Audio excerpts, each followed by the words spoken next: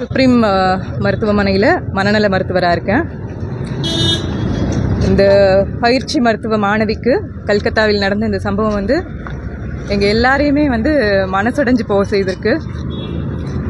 இங்கே இருக்கிற ஒவ்வொரு டாக்டர்களாகட்டும், இந்த நர்ஸ்களாகட்டும், எல்லாருமே இதே மாதிரி 36 மணி நேரம் டியூட்டி பார்த்து பேஷண்ட்ஸுக்காக சேவை செஞ்சு தான் வந்திருக்கோம். எங்கேயோ கிடைக்கிற கொஞ்ச இடத்துல அந்த 1 மணி நேரம், அதுவும் எதுக்காக அப்படின்னா 36 மணி நேரம் தொடர்ந்து டியூட்டி பார்க்குறது அப்படிங்கிறது நார்மல் ஹியூமன் ஃபிசியாலஜியே இல்லை. ஒரு 12 மணி நேரத்தில் மூளை டயர்ட் ஆயிரும். அந்த 36 மணி நேரமும் ரொம்ப கவனமாக பேஷண்ட்டுடைய ஒவ்வொரு வைட்டல்ஸையும் மானிட்டர் பண்ணணும். அதோட பேஷண்ட்ஸ் கிட்ட கனிவாக நடந்துக்கணும். பேஷண்ட்டோட அட்டெண்டர்கிட்ட பொறுமையாக சகிப்புத்தன்மையோடு நடந்துக்கணும்.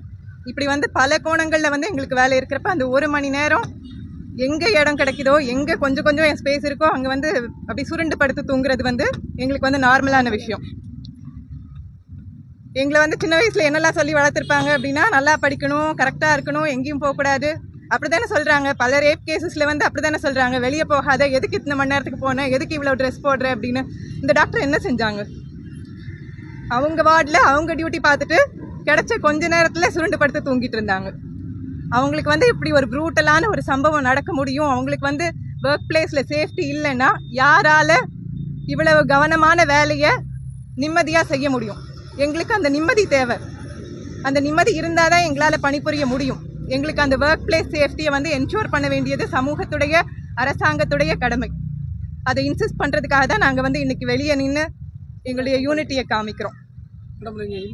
சென்ட்ரல் ப்ரொடெக்ஷன் ஆக்ட் அது இன்னும் டிராஃப்ட் ஃபார்ம்லேயே இருக்குது. அதை சட்டமாக கொண்டு வரணும். இவ்வளோ நாங்கள் பண்ணுறோம் அப்படிங்கிறத சொல்லியிருக்கோம். அப்போ எங்களை பாதிக்கிற ஒவ்வொரு செயல்களையும் தீவிரவாத நடவடிக்கைக்கு ஒப்பாக பார்க்கணும். எங்களுக்கு அந்த அளவுக்கு ப்ரொடெக்ஷன் கொடுக்கணும்.